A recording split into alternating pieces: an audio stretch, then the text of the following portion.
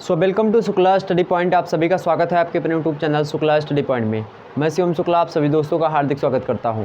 बात करेंगे मेरे प्यारे दोस्तों आज संस्कृत साहित्य के बारे में, और संस्कृत साहित्य बीए तृतीय वर्ष से संबंधित हम बात करेंगे। बीए तृतीय वर्ष में किस प्रकार से संस्कृत से प्रश्न पूछे जाते हैं और आखिरकार किन किन टॉपिक से प्रश्न आते हैं आपके एग्जाम्स में, उसको देखने का प्रयास करेंगे। और प्रश्न बनने का एक प्रकार से मेथड क्या होता है, कहाँ कहाँ से कितने नंबर का पूछा आता है, यह सभी बताने का प्रयास करेंगे।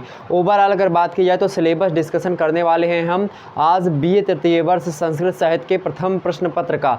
ध्यान रखेंगे मेरे भाई, बड़े ही आसानी से हम एक मुद्दे को समझने का प्रयास करेंगे। तो संस्कृत साहित्य के लिए हम तैयार हो रहे हैं, क्योंकि संस्कृत आपको पता होगी, संस्कृत बात की जाए तो कौन सी भाषा है। तो आपसे सबसे पहले संस्कृत के बारे में अगर कोई प्रश्न आप जानिए, संस्कृत के बारे में थोड़ा सा आप जान लीजिए कि संस्कृत है क्या। संस्कृत के संबंधित एक श्लोक आपने पढ़ा होगा बचपन में, शायद कक्षा 10 या 11 में, कि भाषा सुमुख्या मधुरा दिव्या गीयमाण भारती तस्या ही मधुरम काव्यम तस्मादयपि सुभाषितम। मतलब कि भाषाओं में मुख्य, भाषा सुमुख्या मधुरा, भाषाओं में मुख्य मधुर, भाषा सुमुख्या मधुरा दिव्या गीयमाण भारती। दिव्या मतलब एक प्रकार से देववाणी के में जो है एक प्रकार से प्रचलित, यानी कि जो देवों की वाणी रही है वह भी संस्कृत रही है। तो भाषा सुमुख्या मधुरा दिव्या गीयमाण भारती तस्या ही मधुरम काव्यम तस्मादयपि सुभाषितम। भाषाओं में मुख्य मधुर एवं देववाणी कही जाने वाली संस्कृत भाषा में वर्णित यहाँ पर जो मधुरम काव्यम तस्मादयपि सुभाषितम, इसमें जो काव्य हैं, इसमें जो छंद हैं, इसके जो रस हैं, इसके जो दोष हैं, ये सब बड़े ही आसानी से आप समझ पाएंगे और बहुत ही मधुरम्य है, बहुत ही सुरम्य है। संस्कृत भाषा आदि भाषा कही जाती है। सबसे प्राचीन भाषा की बात की जाए तो संस्कृत भाषा सभी भाषाओं की जननी बोला जाता है संस्कृत को। संस्कृत भाषा जो है बात की जाए तो एक आपने सुना होगा भारत यूरोपीय, क्या भारत जो है भारोपीय भाषा समूह से है, भारोपीय भाषा समूह, भारोपीय भाषा परिवार बोल सकते हैं आप। भारोपीय भाषा परिवार से बना कौन सा, भारोपीय मतलब भारत और यूरोप को मिला करके जो है जो एरियाज़ हैं वहाँ की भारोपीय भाषा परिवार। तो उसके बाद में भारोपीय भाषा से क्या बना आपका भारत ईरान, क्या बना यहाँ पर समझने का प्रयास करें। भारतीय मतलब कि भारत और ईरानी, भारत ईरानी परिवार, भारत ईरानी भाषा परिवार। ठीक, मैं यहाँ पर पुनरुक्ति ये वाला लगा दे रहा हूँ ताकि इसकी ये हिंदी में अगर ये लग जाए, संस्कृत में लग जाए, इसका मतलब है कि हूबहू, यानी कि भाषा परिवार हमने लिख दिया। तो भारत ईरानी भाषा परिवार बना। उसके बाद में हुआ क्या, भाषा ईरानी परिवार के बाद में फिर क्या बना, भारतीय आर्य भाषा परिवार। क्या, भारतीय आर्य भाषा परिवार, भारतीय आर्य भाषा परिवार। तो भारतीय आर्य भाषा परिवार बना। उसके बाद में क्या हुआ, इसी भारतीय आर्य भाषा परिवार को हम कितने में, तीन कैटेगरी में बांटते हैं। तीन कैटेगरी में बांटते हैं मेरे भाई, अभी समझने का प्रयास करें, सभी डाउट्स आपका क्लियर हो जाएगा। तीन कैटेगरी में पहली कौन सी हो जाएगी, प्राचीन हो गई, मान लेते हैं पहली प्राचीन आर्य मतलब कि आर्य भाषा परिवार। दूसरा कौन सी हो गई, मध्यकालीन। ठीक, तीसरी कौन सी हो गई आपकी, आधुनिक। ठीक, कौन सी हो गई, आधुनिक। अब यहाँ पर आप समझने के ये लाघव चिन्ह है, जो यहाँ पर जीरो मैं लिख देता हूँ। जीरो का मतलब क्या है, लाघव चिन्ह है। ठीक, ध्यान रखेंगे। और ये चिन्ह कौन सा, ये उपविराम का चिन्ह है। ये कौन सा चिन्ह है, उपविराम का चिन्ह है। ध्यान रखेंगे। आप चिन्हों को अगर नहीं पता तो चिन्हों के संबंधित वीडियो में बना दूंगा, वो व्याकरणिक दृष्टि से आपको सारी बातें समझ में आ जाएंगी। तो प्राचीन, यहाँ पे जो प्राचीन जो है भारतीय आर्य भाषा है, इसमें बात की जाए तो इसमें दो प्रकार की भाषा हम देखते हैं। एक तो भाई संस्कृत भाषा ही प्राचीन काल में रही, तो एक होती है कौन सी, पहली भाषा कौन सी भाई, वैदिक संस्कृत। कौन सी है, वैदिक संस्कृत। हम संस्कृत पढ़ें तो थोड़ी बहुत जानकारी आपको पता होनी चाहिए, संस्कृत कहाँ से आई, कैसे बनी, वैदिक संस्कृत। और दूसरी कौन सी है, लौकिक संस्कृत। कौन सी है, लौकिक संस्कृत। ओके, ध्यान रखेंगे। ये दो भाषाएं जो है हमको देखने को मिलती हैं। वैदिक संस्कृत मतलब जो वेदों की भाषा है, जो वेदों में वर्णित हैं, जैसे कि ब्रह्मणो अस्य मुखामसीद बाहुरजन्य कृता उर तदस्य दवैस्या पादाभ्याम शूद्रो अजायतः। इस प्रकार से वैदिक संस्कृत में ये सारे के सारे श्लोक वर्णित हैं, बहुत सारे। जैसे कि आप स्वस्ति वाचन करते हैं, ओम हरि ओम स्वस्ति ना इंद्रो विधश्रवा, इस प्रकार से आप पढ़ते हैं। तो कहीं ना कहीं पे वो वैदिक संस्कृत है, वो वेदों में जो लिखित संस्कृत है, तो वैदिक संस्कृत है। तो संस्कृत कितनी हो गई, दो संस्कृत, एक तो वैदिक और एक लौकिक संस्कृत। जब तक आप देखेंगे उत्तर वैदिक काल वैदिक काल चल रहा होगा, पूर्व वैदिक काल, तो मतलब वेद काल की जो आप इतिहास में पढ़ते हैं या फिर कहीं पर भी, तो जब तक वैदिक काल रहा है या जो वेदों की भाषा रही वो वैदिक संस्कृत रही है। और जो यहाँ पर हम लोग पढ़ने आएंगे वाल्मीकि वगैरह के बारे में, ये सब लौकिक संस्कृत के अंतर्गत, मतलब कि जो यहाँ पर आप साहित्य पढ़ रहे हैं ना, ये कौन सा संस्कृत है, तो ये लौकिक संस्कृत है। अब यहाँ पर आपको पढ़ना क्या है, लौकिक संस्कृत। लौकिक संस्कृत में क्या पढ़ना, जो यहाँ पर आपके सामने दिया गया है। अब इतनी बात तो क्लियर हुई होगी आप सभी को, इतनी बात क्लियर हुई तो बोलो कि हाँ सर जी क्लियर हुई, फटाफट से वीडियो को लाइक और शेयर कर दे दबा करके। चलिए, तो वैदिक संस्कृत आपके समझ में आ गई क्या होती है, लौकिक संस्कृत समझ में आ गई। लौकिक संस्कृत मतलब जिसमें, लौकिक संस्कृत का मतलब होता है जिसमें आपका साहित्य वगैरह रचा जा रहा हो, ठीक, इतनी बात क्लियर हुई। अब जो मध्य वाली भाषा है, ये मध्य वाली अपने से संबंधित नहीं, वैसे आप समझ लीजिए मध्य में बात की जाए तो यहाँ पर थोड़ा सा, यहाँ पर मैं बता दूँ, वैसे मध्य में 1 मिनट मिटा दें, उसके बाद में आपको बता देते हैं। तो वैदिक लौकिक आपको हो गई। अब मध्य में जो है लगभग 4 भाषाओं को आप देखेंगे, मध्य में आप 4 भाषाओं को देखेंगे। पहली भाषा आप देखेंगे यहाँ पर कौन सी, पाली। पाली जो कि संस्कृत का ही बिगड़ा हुआ रूप है, पाली। और पाली का बिगड़ा रूप आप दूसरी देखेंगे क्या, प्राकृत। प्राकृत का बिगड़ा रूप क्या देखेंगे आप, प्राकृत का बिगड़ा रूप आप देखेंगे यहाँ आप भ्रंश। भ्रंश मतलब क्या होता है, दरार पड़ना, टूट जाना, तो ये भ्रंश हो गया। और जो नेक्स्ट आप देखेंगे यानी अगली जो भाषा होगी आपकी वो बनेगी, अब भ्रंश का बिगड़ा हुआ रूप क्या होगी, अवहट्ट।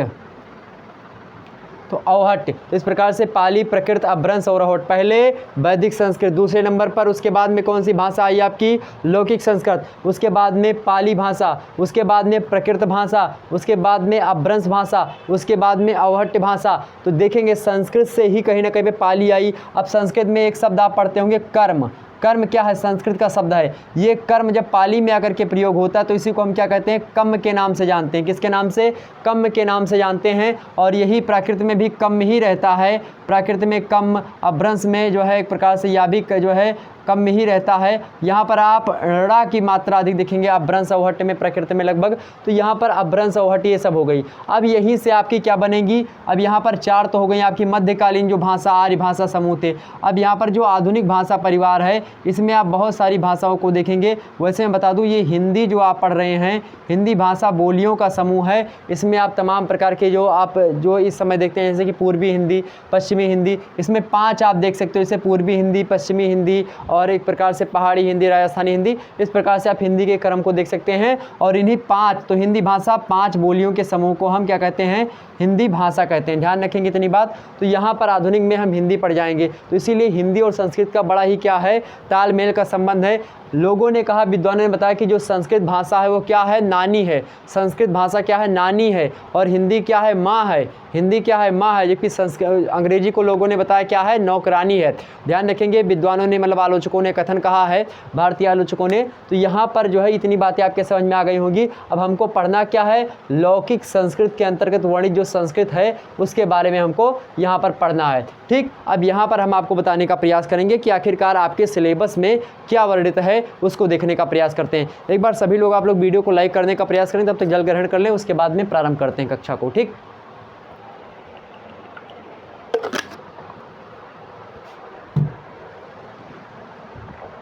चलिए, यहाँ पर आपने देखा कि जो लौकिक संस्कृत है, जो कि साहित्यिक भाषा है, उसके बारे में चर्चा करनी है। ओवरऑल हम BA तृतीय वर्ष से संबंधित बात कर रहे हैं। अभी मैं संस्कृत साहित्य के प्रथम प्रश्न पत्र पर चर्चा कर रहा हूं। और प्रथम प्रश्न पत्र का आपके नाम क्या है। अब हम नाम पर आते हैं, तो आपका नाम क्या है, काव्य एवं काव्य शास्त्र। काव्य एवं काव्य शास्त्र। और ध्यान रखेंगे, काव्य और काव्य शास्त्र की बात करेंगे तो ये भारतीय परिप्रेक्ष्य में बात कर रहा हूँ। काव्य शास्त्र की बात कीजिए तो कुछ विचारक जैसे कि अरस्तु, प्लेटो और लोजाइनस और इस प्रकार से तमाम सारे रहे हैं, जो कि जो पाश्चात्य विचारक रहे हैं, पाश्चात्य भाषा विद्वान रहे हैं, भाषाविद रहे हैं, काव्य शास्त्र वेत्ता रहे हैं। तो उनके बारे में हमको नहीं पढ़ना है। जब आप नेट वगैरह की तैयारी करते तो उसमें आपको देखने को मिलेगा। वैसे हो सकता है संस्कृत में ही आगे चल करके आपने सेकेंड ईयर पढ़ा हो, मैं बताऊंगा। तो यहाँ पर आपको मुश्किल से बता दूं, यहाँ पर भारतीय परिप्रेक्ष्य में आपको पढ़ना है। भारतीय काव्य शास्त्र के बारे में आपको यहाँ पर पढ़ना है, ठीक। किसके बारे में पढ़ना है भाई, तो भारतीय काव्य शास्त्र, काव्य और काव्य शास्त्र के बारे में पढ़ना है।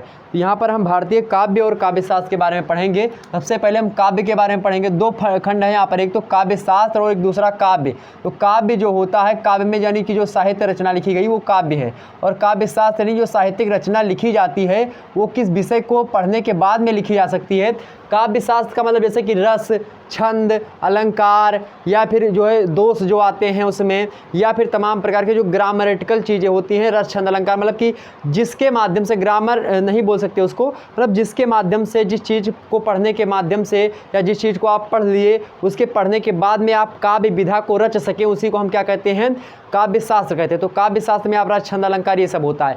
अब यही काव्य शास्त्र जो आप संस्कृत में पढ़ते हैं, यही काव्य शास्त्र फॉलो होता है हिंदी में भी, ठीक, ध्यान रखेंगे। तो इसीलिए हिंदी और संस्कृत जो होती है एक दूसरे की संपूरक है, इसीलिए टीजीटी पीजीटी की परीक्षा देने आप जाते हैं तो संस्कृत और हिंदी का मैचिंग होना चाहिए, ठीक। अगर हिंदी से आप जाते हैं देने, वैसे संस्कृत से हैं तो कोई दिक्कत की बात ही नहीं है, लेकिन अगर हिंदी भी है आपकी तो हिंदी से भी दे सकते हैं आप आसानी से।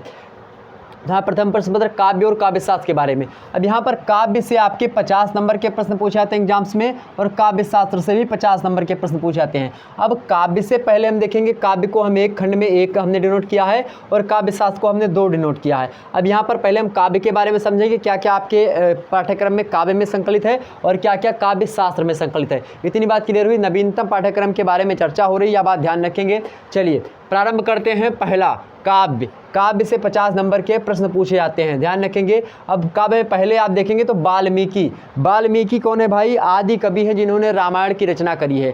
जो रामायण महाकाव्य है उसकी रचना किसने करी है? वाल्मीकि ने की है। और वाल्मीकि के रामायण के जो प्रमुख नायक कौन है? रामचंद्र जी हैं। प्रमुख नायिका कौन है? माता सीता जी हैं। प्रबंध शैली में लिखा गया यह काव्य है और संस्कृत भाषा में लिखा गया है। और संस्कृत कैसी? लौकिक संस्कृत में लिखा गया काव्य है। महाराज किसने लिखा था? वाल्मीकि मुनि ने लिखा था। आदि कवि कहा जाता है। और इनके रामायण में जो रामायण इन्होंने लिखा है उस रामायण में कितने कांड हैं? तो 7 कांड है। तुलसीदास जी के रामायण में कितने कांड हैं? तो आपसे कभी कभी एग्जाम से पूछता है कि रामायण की रचना किसने करी, तो किसने करी है रामायण की रचना? वाल्मीकि ने करी है। रामचरितमानस की रचना पूछेगा तो तुलसीदास जी ने करी है। रामचरितमानस पर सबसे अधिक प्रभाव किसका पड़ा है? तो वाल्मीकि रामायण का पड़ा है, ठीक। तो वाल्मीकि रामायण में भी 7 कांड है, तुलसीदास जी के रामायण में भी 7 कांड है। जो कांड हम वहाँ पर लंका कांड के नाम से पढ़ते हैं वही कांड इसमें हम युद्ध कांड के नाम से पढ़ते हैं। पहला कांड कौन सा है आपका? पहला कांड जो है आपका बाल कांड, इसमें पड़ेगा, उसमें बाल कांड पड़ेगा। दूसरा कांड कौन सा है आपका? अयोध्या कांड, इसमें भी उसमें भी सेम है, तुलसीदास जी वाले में और वाल्मीकि में।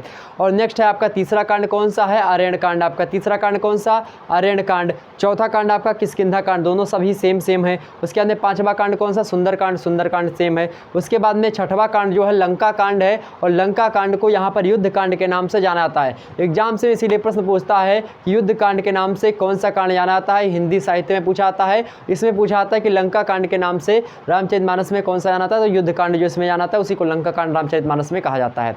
तो यहाँ पर इतनी बातें। 7वां कांड कौन सा? उत्तर कांड, इसमें भी और उसमें भी। तो 7 कांड हैं, ध्यान रखेंगे। लगभग वाल्मीकि रामायण की बात की जाए, वाल्मीकि रामायण जो है रामचंद्र जी की गाथा के बारे में बताता है। इसमें लगभग 2400 श्लोक आपके वर्णित हैं। 2400 श्लोकों का संग्रह है वाल्मीकि रामायण। और वाल्मीकि रामायण का आपका पाठ्यक्रम में क्या संकलित है? बाल कांड संकलित है। और बाल कांड में भी प्रथम सर्ग, बाल कांड में प्रथम सर्गा संकलित है। आपसे एग्जाम से प्रश्न पूछता है कि राम किस वंश के थे? तो राम जो है वह इक्ष्वाकु वंश से थे, ध्यान रखेंगे। इक्ष्वाकु वंश, सूर्य वंश मत लगा देना, सूर्य वंश बहुत पुराना हो जाता है। इक्ष्वाकु एक प्रकार से क्षत्रिय धर्म के नवीन प्रस्तेता के रूप में हमारे सामने आते हैं, तो इक्ष्वाकु आपका ज़्यादा राइट आंसर होगा, ध्यान रखेंगे इतनी बात। तो यहाँ से 30 नंबर के प्रश्न, अकेले वाल्मीकि रामायण से आपके एग्जाम्स में 30 नंबर का प्रश्न पूछा जाता है। अकेले वाल्मीकि रामायण से 30 नंबर का प्रश्न। अब कैसे प्रश्न पूछा जाता है? तो पहली तो एक प्रकार से हिंदी व्याख्या पूछी जाएगी। हिंदी व्याख्या, वाल्मीकि रामायण के मतलब कुछ श्लोक दिए जाएंगे, उस श्लोक की आपको हिंदी में व्याख्या करनी होगी। कैसे भाई? हिंदी में व्याख्या करनी होती। वाल्मीकि रामायण के कुछ जो श्लोक दिए जाएंगे जो कि प्रथम सर्ग से संबंधित होंगे, बाल कांड यानी सबसे पहला कांड का प्रथम सर्ग जो है उसी का श्लोक को दिए जाएंगे, और उसको आपको करना होगा। लगभग 15 नंबर आपको यहीं से पूछाएंगे। 15 नंबर हिंदी व्याख्या वाल्मीकि रामायण से आपसे एग्जाम से पूछा आता है। वहीं बात की जाए, कुछ प्रश्न होते हैं आलोचनात्मक रूप से आपके एग्जाम से पूछे जाते हैं। आलोचनात्मक प्रश्न वह प्रश्न होते हैं जो कि एक प्रकार से पूछे जाते हैं आलोचनात्मक रूप से, मतलब कि एक प्रकार से आपके अंदर क्या शैली है, आपने वाल्मीकि रामायण को पढ़ा और पढ़ने के बाद में आपके अंदर क्या शैली डेवलप हुई, क्या आप आंसर दे सकते हैं। जैसे कि वाल्मीकि रामायण में कितने कांड हैं, प्रत्येक कांडों का विस्तृत वर्णन करते हुए उसकी विशेषताओं को बताइए। कुछ इस प्रकार से प्रश्न पूछता है, तो उसी को हम क्या कहते हैं? आलोचनात्मक प्रश्न। तो 15 नंबर के आपके प्रश्न उत्तर पूछे जाएंगे और 15 नंबर की व्याख्या। इस प्रकार से 30 नंबर अकेले वाल्मीकि रामायण से, 30 नंबर आपका हो गया यहाँ से वाल्मीकि रामायण से, ठीक। अब जो है इसी का यानी काव्य के अंतर्गत ही हम बात करते हैं खंडवा की। खंडवा में आपका नारायण पंडित संकलित है। नारायण पंडिता जो हैं यानी नारायण पंडित जो हैं, इनके ये किस राजा के आश्रय में रहते थे? तो राजा जो है धवल चंद्र के आश्रय में रहते थे। राजा धवल चंद्र के आश्रय में रहते थे नारायण पंडित आपके, ठीक ध्यान रखेंगे, राजा धवल चंद्र के। ओके, नारायण पंडित, इनकी एक रचना है जिसका नाम क्या है? हितोपदेश। हितोपदेश का मतलब क्या? हित उपदेश। हितोपदेश का संधिविच्छेद करेंगे तो क्या मिलेगा? हित प्लस उपदेश। तो हित उपदेश यानी कि जो जिससे दूसरों का हित हो सके, मतलब शिक्षा दिया है इन्होंने अपने हितोपदेश के माध्यम से। अब हितोपदेश जो है इसमें जो है लगभग कितनी मुख्य रूप से बात की जाए, हितोपदेश में 43 कथा वर्णित है। हितोपदेश में 43 कथा कुल मिलाकर के शामिल है। हितोपदेश में 43 कथा शामिल है। हितोपदेश में 4 परिच्छेद हैं। 4 परिच्छेदों में 43 कथा शामिल है कुल मिलाकर के। इसमें बात की जाए तो लगभग 679 पद्य जो है मतलब कि पद्य शामिल है। पद्य मतलब होता है गेय पद, ठीक, तो पद्य शामिल है, मतलब श्लोक आपके हितोपदेशा में 600 मतलब कि 679 मतलब कि 680 से एक कम 679, तो ये आपके पद्य शामिल है हितोपदेशा से, ठीक, ध्यान रखेंगे। इसकी रचना नारायण पंडित की, किसके राजा के आश्रय में रहते थे? राजा धवल चंद के आश्रय में रहते थे। कितनी कथा है? 43 कथा है। 4 परिच्छेदों में पूरा का पूरा इनका हितोपदेश बटा हुआ है। उनमें से बात की जाए आपके पाठ्यक्रम में कौन सा संकलित है? तो मित्र लाभ संकलित है। क्या संकलित है? मित्र लाभ संकलित है। यहाँ से आपके 20 नंबर के प्रश्न एग्जाम से पूछे जाते हैं। नारायण पंडित का जो हितोपदेश है, यहाँ से 20 नंबर के प्रश्न इस प्रकार से 30 नंबर यहाँ पर हमने देखा, 20 नंबर यहाँ पर देखा, तो कुल मिलाकर के 50 नंबर आपका हो जाता है। तो नारायण पंडिता यहाँ पर हमने देखा, तो यहाँ पर 50 नंबर का प्रश्न आपका हो गया यहाँ से काव्य से, ठीक। अब 50 नंबर का ही काव्य शास्त्र से हम पढ़ेंगे, बट यहाँ पर थोड़ी बातें और देख लेंगे। एक पंचतंत्र की कहानी, आप सोचे पंचतंत्र सुना होगा आपने नाम, तो पंचतंत्र से प्रभावित है यह आपका हितोपदेशा। नारायण पंडित का जो हितोपदेशा है वह जो है पंचतंत्र से जो है यहाँ से लगभग बात की जाए तो 24 पटकथा, 24 कथाएँ जो हैं, 43 में से 24 कथाएँ लगभग जो है यहीं से ली गई हैं, ठीक, यहीं से ली गई हैं, ध्यान रखेंगे। तो 24 कथाएँ जो हैं कहाँ से ली गई हैं? 43 मतलब कि एक प्रकार से 43 कथाओं में से 24 कथाएँ आपकी कहाँ से ली गई हैं? हितोपदेश से, मतलब कि पंचतंत्र से ली गई। किसमें? हितोपदेश में, ध्यान रखेंगे इतनी बात। ये चीज़ें जो हमने आपको बता दी, यहाँ तक आपकी सारी चीज़ें क्लियर हुई, तो 50 नंबर आपका पूरा हुआ। अब हम बात करेंगे सेकंड जो है काव्य शास्त्र के बारे में। काव्य शास्त्र से 50 नंबर के एग्जाम से प्रश्न पूछे जाते हैं। काव्य शास्त्र हमने बताया था कि जो रस, छंद, अलंकार इन्हीं सब का अध्ययन करवाता है। कब शुरू हुआ? यानी कि आप देखते हैं रस पहले भरत मुनि, आचार्य भरत मुनि के द्वारा रस की उत्पत्ति मानी जाती है। व्यभिचारी संयोग, ये क्या कहा उन्होंने? क्या कहा था? संयोग आदि रस निष्पत्ति, कुछ ऐसे करके उन्होंने बोला था। व्यभिचारी भाव, संयोग, विभाव, अनुभाव, व्यभिचारी भाव, संयोग आदि रस निष्पत्ति, मतलब विभाव, अनुभाव एवं संचारी भावों के पुष्ट होने के बाद में एक प्रकार से रस की निष्पत्ति होती है, रस की उत्पत्ति होती है। आचार्य भरत मुनि ने कहा था। आचार्य भरत मुनि का एक जो है प्रकार से शास्त्र है नाट्य शास्त्र। तो इसी नाट्य शास्त्र से बात की जाए, नाट्य शास्त्र से जो है रस की उत्पत्ति मानी जाती है। नाट्य शास्त्र को क्या कहा जाता है? पंचम वेद कहा जाता है। पंचम वेद किसने कहा था? पंचम वेद किसने कहा था? इन्होंने ही इसको पंचम वेद की उपाधि से विभूषित किया था। किसने? भरत मुनि ने। और इसी में रस के बारे में बताया गया है। बात की जाए आचार्य भामा, आचार्य भामा दूसरे नंबर पे। आचार्य भामा ने अलंकार के बारे में बताया। किसके बारे में? काव्य अलंकार नामक पुस्तक लिखी इन्होंने, आचार्य भामा ने, उसमें उन्होंने बताया। जबकि बात की जाए आचार्य दंडी की, आचार्य दंडी ने भी अलंकार के बारे में बताया। आचार्य दंडी कौन है भाई? आचार्य दंडी ने काव्यादर्श नामक पुस्तक लिखी और जो है अलंकार के बारे में विधिवत रूप से बताया। उसके बाद में आप देखेंगे रीति जो है, रीति संप्रदाय के, तो रीति में आपके बात की जाए तो आचार्य वामन सबसे मुख्य रूप में आते हैं। उसके बाद में वक्रोक्ति में बात की जाए तो आचार्य कुंतक आते हैं। और चित्त में बात की जाए तो राजा मतलब कि आचार्य क्षेमेंद्र आते हैं। इसी प्रकार से आप देखते होंगे। तो ये सब क्या है? काव्य शास्त्र के ही एक प्रकार से काव्य शास्त्र विनोदेन कालो गच्छति धीमताम, ठीक। तो काव्य शास्त्र जो है आप देखेंगे काव्य शास्त्र में यही सब चीज़ें होती हैं। अब यहाँ पर जयदेव एक व्यक्ति हैं, इन्होंने एक चंद्रलोक नाम की रचना लिखी है। चंद्रलोक जो है ये मयूखों में वर्णित हैं। लगभग इसमें बात की जाए तो 10 मयूख शामिल है। चंद्रलोक में कितने मयूख हैं? 10 मयूख शामिल है, ध्यान रखेंगे। और आपके पाठ्यक्रम में प्रथम और द्वितीय मयूख शामिल हैं। आपके पाठ्यक्रम में प्रथम और द्वितीय मयूख शामिल हैं। चंद्रलोक एक रचना है जो कि किसने लिखा है? जयदेव ने लिखा है। जयदेव भी एक प्रकार से काव्य शास्त्र के आचार्य माने जाते हैं। चंद्रलोक जो है किसने लिखा है? जयदेव ने लिखा है। 10 मयूख कुल मिलाकर के शामिल हैं, 10 मयूख शामिल हैं। और लगभग बात की जाए मेरे प्यारे दोस्तों तो 350 के आसपास इसमें जो है छंद वगैरह शामिल हैं, मतलब और इसमें 5 दोष मतलब 350 जो है इसमें मयूख मतलब कि एक प्रकार से जो चीज़ें होती हैं जो जिसमें लिखा है पद्य श्लोक जो भी लिखा है तो वो शामिल है 350। और इसमें कितने दोष हैं तो काव्य शास्त्र में हम दोष पढ़ते हैं, 10 दोष यहाँ पर हम पढ़ते हैं, तो इसमें से 5 दोष जो हैं इनके जयदेव के चंद्रलोक में ही शामिल हैं। और ध्यान रखेंगे, और यह किस छंद में लिखा गया है तो अनुष्टुप छंद में लिखा गया। किस छंद में? अनुष्टुप छंद में लिखा गया है। 350 संख्या में है चंद्रलोक में वर्णित, 10 मयूख में विभाजित है। अब आप ध्यान रखेंगे आपके पाठ्यक्रम में प्रथम मयूख और द्वितीय मयूख शामिल है, प्रथम मयूख और द्वितीय मयूख शामिल है। प्रथम मयूख में बात की जाए तो 16 आपके अनुष्टुप छंद हैं, जबकि बात की जाए 45 में तो मतलब कि द्वितीय मयूख में तो 45 छंद हैं। ठीक, ध्यान रखेंगे। तो ये आपका जो है एक प्रकार से हमने जयदेवकृत जो है चंद्रलोक के बारे में आपको बता दिया।